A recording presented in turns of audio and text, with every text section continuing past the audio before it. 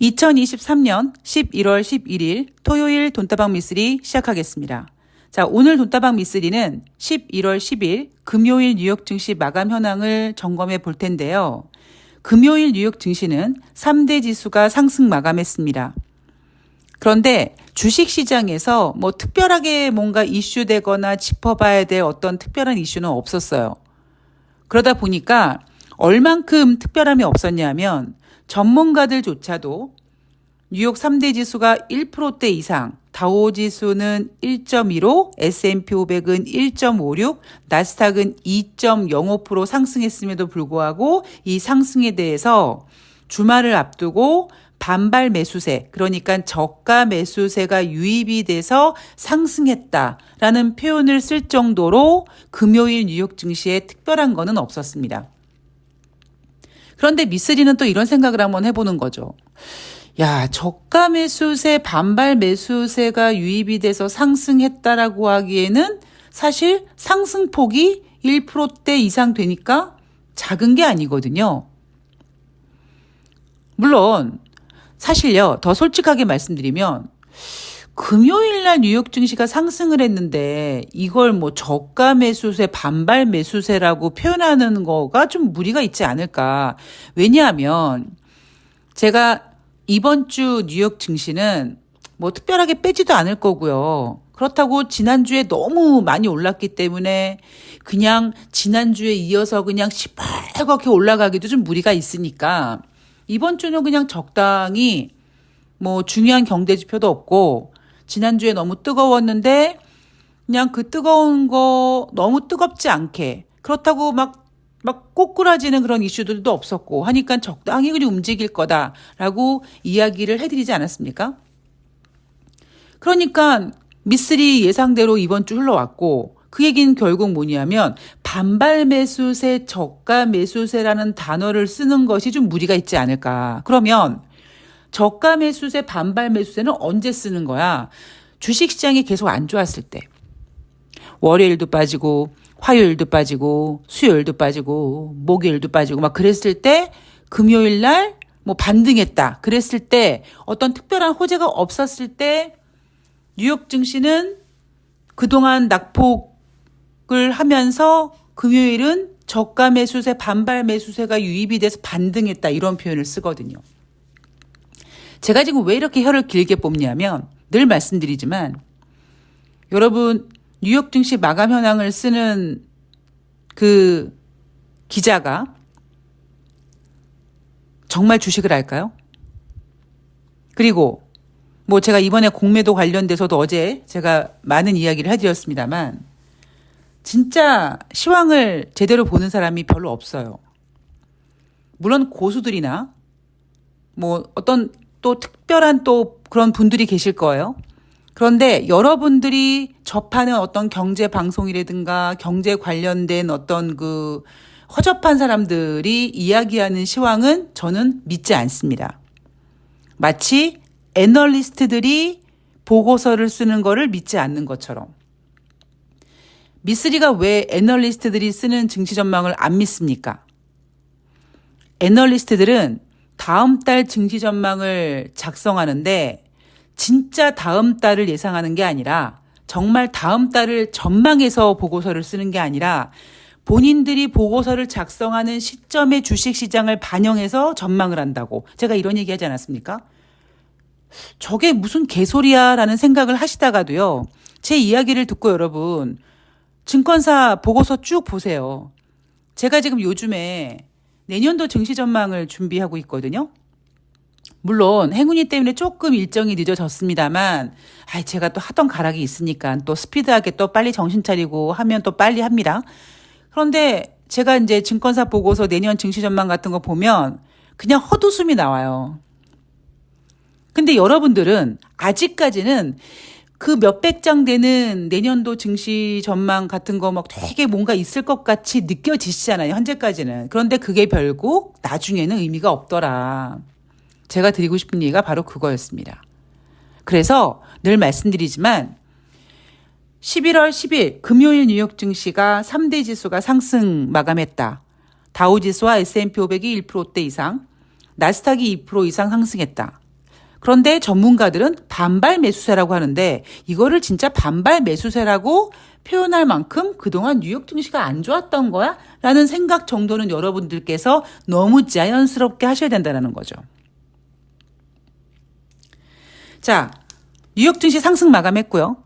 그리고 경제 지표를 보면 미시간대에서 발표하는 11월 달 소비자 심리 지수가 발표가 됐는데 10월 달은 63.5였는데 11월 달은 60.4로 하락했습니다.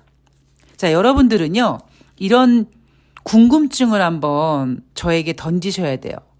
제가 여러분들에게 어떤 경제 지표를 보는 관점, 기준선에 대해서 종종 세뇌를 시켜드리잖아요. PMI 지표는 50이 기준인데 제조업보다는 서비스업 PMI가 조금 잘 나오는 경향이 있고, 그리고 경제 지표 중에서 심리, 신뢰 이런 단어가 들어가는 건 뭐에 영향을 받는다? 주식시장에 영향을 받는다. 그러면 여러분들 머릿속에는 이거 11월 달 소비자 심리지수 11월 달 주식시장 그렇게 나쁘지 않았는데 왜 심리지수는 10월 달에 63.5에서 11월 달에 60.4로 하락했고 시장 예상치 63.7보다도 부진했으며 지금 왜 4개월 연속 하락하는 걸까? 라는 궁금증을 저에게 던지셔야 되는 게 맞는 거죠. 미쓰리 네 말대로 증시 영향 받는다며. 근데 지금 뉴욕 증시 11월 달 들어와서 나쁘지 않았는데 왜 심리지수가 이렇게 꺾였어? 라는 궁금증을 한 번쯤은 가지셔야 되는 게 맞겠죠.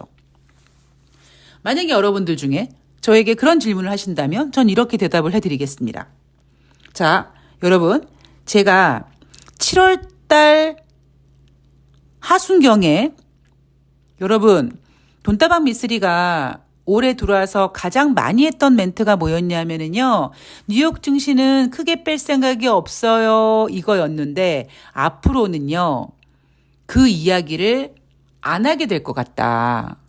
자, 제가 개떡같이 얘기해도 여러분들은 찰떡같이 알아들으시죠. 그게 무슨 의미입니까?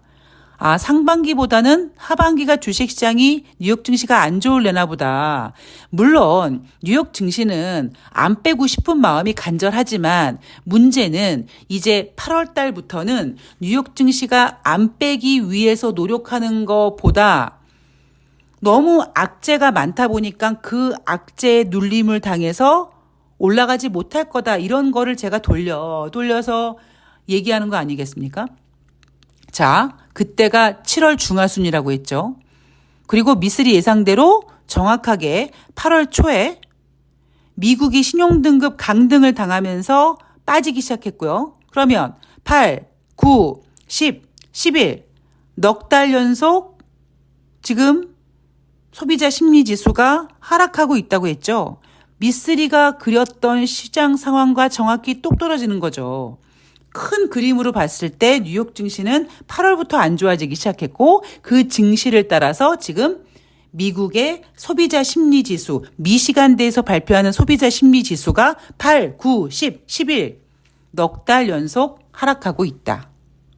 자, 왜 미쓰리가 경제는 흐름이라고 하는지 이해가 좀 되시죠? 그런데 또 이런 궁금증이 하나 더 생길 수 있어요. 그래도 미쓰리 그거는 큰 그림은 그렇다 치는데 11월 달 뉴욕 증시 좋았는데 심리지수가 이렇게 꺾일 수 있어? 반등이라도 해야 되는 거 아니야? 이런 질문 하실 수 있는데 또 그런 질문을 하시는 분이 계시다면 저는 이런 답변을 해드릴 거죠. 왜? 여러분, 지금 11월 10일이죠. 그러니까 11월 중에서 3분의 1을 보냈습니다. 그런데 미시간대 소비자 심리지수가 11월 말에 나온 게 아니라 지금 거의 11월 초순에 나왔죠. 그러면 물론 11월 달 들어와서 뉴욕 증시가 상승했습니다만 투자자들 머릿속에는 10월 달 좋지 않았던 주식시장이라는 그 어떤 모습이 남아있는 겁니다. 그러다 보니까 11월 지금 거의 초순경에 발표한 소비자 심리지수는 11월 달 들어와서 뉴욕 증시가 나쁘지 않았음에도 불구하고 하락했다. 이렇게 경제를 알아가셔야 되는 거고요. 그리고 제가 잠시 전에 말씀드렸던 것처럼 진짜로 소비자 심리 지수가 미시간대에서 발표하는 소비자 심리 지수가 4개월 연속 하락하고 있는데 그 포인트가 정말 너무나 기가 막히게 미쓰리가 이제 더 이상 뉴욕 증시를 얘기할 때 미국 증시는 크게 뺄 생각이 없어란 얘기를 못할 것 같다라는 얘기를 하는 그 타이밍, 8월 달부터 안 좋았던 그 분위기를 지금 소비자 심리 지수가 그대로 반영이 되고 있는 겁니다. 그래서 제가 뭐 심리라든가 신뢰라는 단어가 들어가는 경제 지표는 주식 시장에 영향을 좀 받는다라고 말씀을 드린 거예요. 미쓰리, 네가 되게 친절하게 얘기해 주는 건 알겠는데 나 그래도 무슨 소리인지 모르겠어 라고 걱정하시는 분들이 계실 거예요. 아, 내가 못 알아듣나 보다. 야, 역시 경제는 어려운가 봐. 미쓰리가 저렇게 쉽다고 얘기하는데 그래도 나 무슨 소리인지 모르겠어. 내 머리 나쁜가 봐. 그리고 자책하지 마세요. 늘 말씀드리지만 여러분들은 모르시는 게 당연해요. 여러분들 머리가 나빠서 모르시는 게 아니라 늘 말씀드리지만 이렇게 경제를 풀어주는 사람이 없어요. 없었어요. 그러니까 여러분들은 뭐 제대로 알지도 못하는 상황에서 그냥 막 어려운 경제 지표, 어떤 수치, 막 이런 용어에 완전히 몰입이 돼가지고 거기 그런 방법으로, 그건 방법도 아니죠. 그러니까 그런 과정을 통해서 경제 공부라는 거를 하려다 보니까 지금 미쓰리가 전하는 이 방식이 너무 적응이 아직 안 되는 거예요. 당연한 겁니다. 그런데 여러분들도 느끼시겠지만, 그리고 제가 주식 공부를 해온, 제가 주식 고수한테 주식의 원리를 배우던, 제가 시황을 공부하던 그 모든 과정을 보면은요, 제가 하고 있는 이 방법이 틀리지 않다라는 거를 저는 경험했고, 그 경험을 여러분들도 이제 하시면서, 돈다방 미쓰리와 같이 하시면서 이제 여러분들도 나중에 이해가 되실 거예요. 여러분들이 경제 공부를 하는 이유, 주식을 알려고 하는 이유가 어떤 모임에 가서 아씨 나 경제 좀 알아. 야 니네 씨 뭐 이런 용어 알아? 이렇게 막 어려운 용어를 써가면서 경제를 아는 척하기 위해서 경제를 공부하는 게 아니잖아요. 사람들 많은 데 가서 야 니네 뭐 이런 주식 같은 거 이런 용어 알아? 니네 이런 기법 알아? 이런 거 자랑하려고 주식 하시려고 하는 거 아니잖아요. 그러니까 여러분들이 진짜 경제를 이해하고 여러분들이 주식을 통해서 여러분들이 돈을 벌기 위해서 주식 공부를 하려고 하는 거지 남들 앞에 가서 생색내려고 하는 게 아니기 때문에 주식이나 경제나 어떻게 접근해야 된다? 진짜 쉽게 원리를 알아야 된다는 겁니다. 뭐 제가 여러 번 말씀드리지만 저는 뭐 사람들이 왜 어떤 직업을 갖고 있으면 만나는 사람들이 다 고만고만한 사람들이잖아요. 그것처럼 저는 제가 경제나 주식 파트에 있다 보니까 만나는 사람들이 다 그냥 이렇게 고만고만한 사람들이에요. 근데 제가 만나본 수많은 증권 전문가들, 수많은 어떤 뭐 경제 관련된 사람들, 뭐 애널리스트들, 뭐 센터장들, 뭐 어깨에 힘주고 좀 나 경제 좀 안다라고 얘기하는 사람들과 이렇게 만나서 얘기해 보면 제가 이 사람 진짜 알고 있구나라고 느끼게 했던 분들이 거의 없습니다. 진짜 여러분들은 이름도 모르는 저만 아는 진정한 그 숨어서 혼자 매매하는 고수, 저에게 주식을 가르쳐준 그 고수, 김모 씨. 야, 너 증권 전문가 해. 돈 되게 많이 벌 텐데 증권 전문가 해. 증권사 입사해서 애널리스트 해. 라고 했을 때, 야, 미쳤냐? 내가 그냥 내 돈으로 돈 벌어가지고 그냥 편하게 살지. 내가 왜 남의 돈 관리하고, 왜 남한테 그렇게, 그런 스트레스 받으면서 내가 왜 그렇게 사냐? 난 싫어. 그냥 난 내 돈으로 내가 돈 벌어가지고 편하게 살 거야. 이렇게 얘기했던 그 고수를 제외하고는 만나본 적이 없습니다. 그 얘기는 뭐냐면 다시 말씀드리지만 여러분들이 그동안 경제 혹은 주식 공부하는 방법이 뭔가 좀 문제가 있다라는 거예요. 옛날에 제가 뭐 아까 너 증권사에서 입사해서 뭐 해봐라고 했던 주식 고수는 저에게 주식의 원리를 가르쳐준 녀석이고 저보다 한 살 어린 후배였습니다. 후배가 아니죠. 어린 동생이었습니다. 근데 또 다른 어떤 그 경제에 관련돼서 저를 또 일깨워 주신 선배님 같은 경우, 그 스승님 같은 경우에는 맨날 하는 말씀이 그거였어요. 주식은 공부하면 돼. 문제는 뭐냐면 제대로 공부하지 않으면 평생에도 몰라. 바로 그 이야기를 제가 여러분들께 좀 전하고 있는 겁니다. 그러니까 다시 정리를 하자면 여러분들이 지금 하고 있는 방법, 내가 이렇게 공부를 열심히 했는데 왜 나는 경제를 모를까? 나는 이렇게 주식을 열심히 공부했는데 왜 주식으로 돈을 못 벌까? 그럼 뭐예요? 방법에 문제가 있다라는 겁니다. 그죠? 그럼 방법을 바꾸면 되는 거고, 어떤 아주 짜잘한 스킬보다는 깊숙한 원리를 시간이 걸려도 알아가시는 게 좋다. 왜? 미쓰리가 주장하는 거. 인간은 치매가 걸리지 않는 한 나이 먹어도 인터넷과 컴퓨터, 모바일 뭐 이런 것만 있으면 주식은 할 수 있는 거 아닙니까? 내가 정신줄만 잡고 있으면? 그럼 여러분들이 지금 저처럼 뭐 40대든 아니면 50대든 아니야 미쓰리 나는 60대야.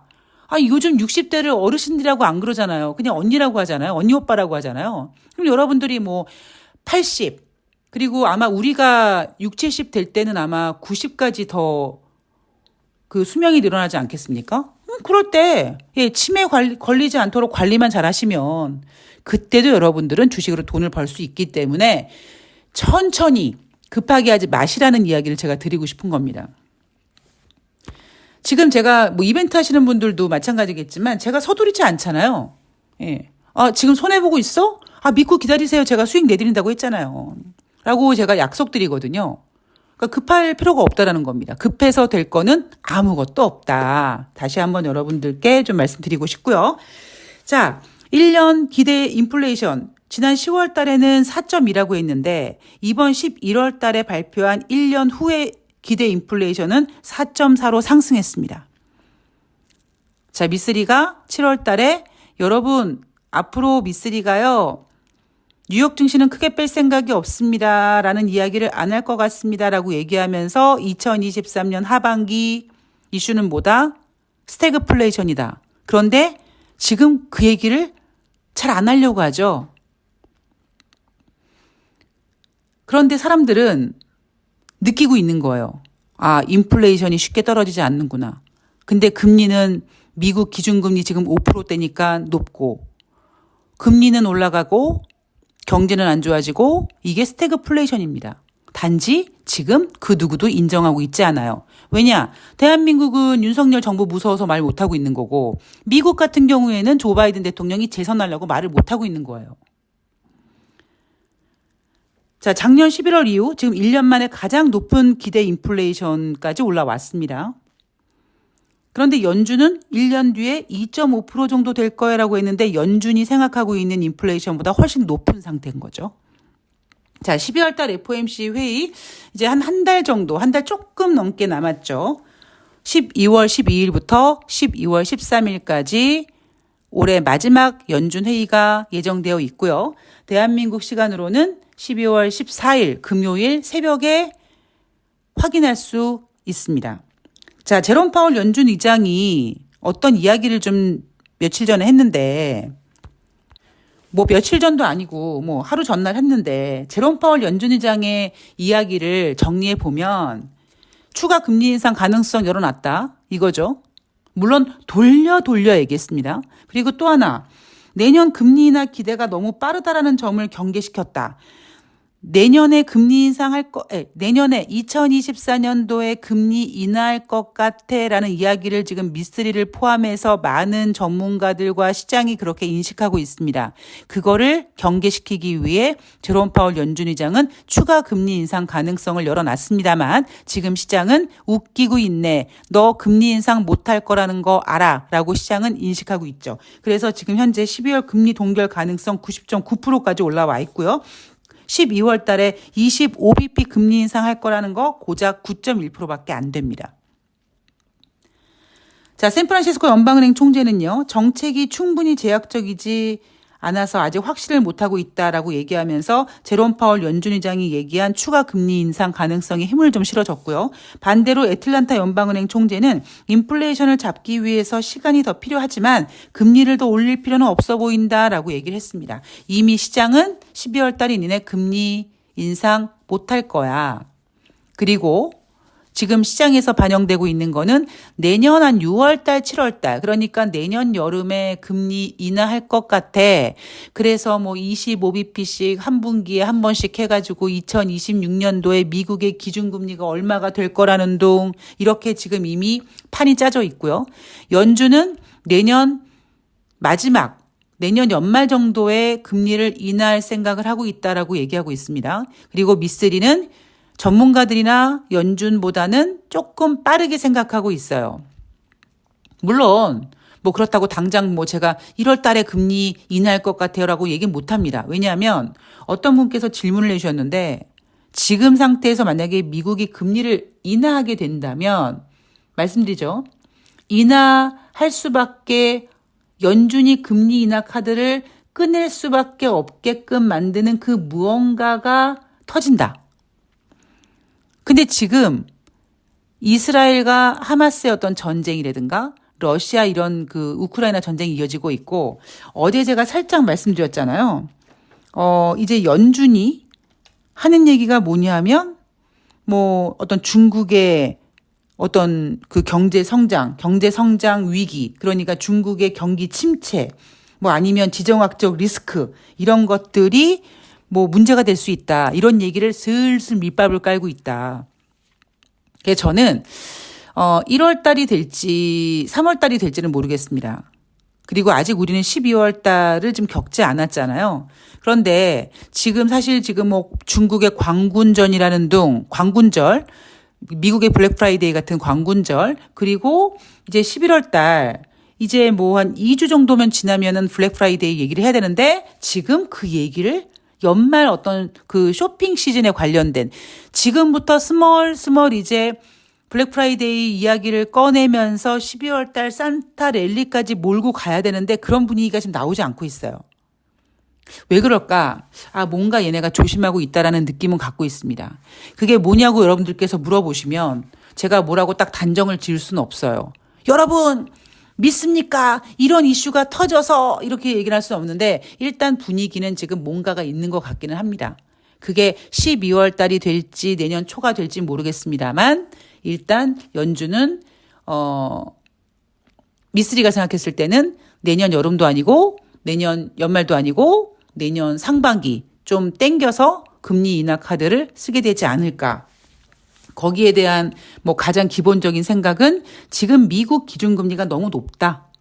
거기에 머릿속에 그려져 있는 경제지표, 거의 모든 경제지표가 우하향 곡선을 그리고 있으며 미국이 자랑하던 고용지표도 지금 둔화되고 있다. 그러면 완전한 스태그플레이션인데 얘기들을 못하고 있다. 뭐 이런 정도로 정리를 좀 하면 될 것 같습니다.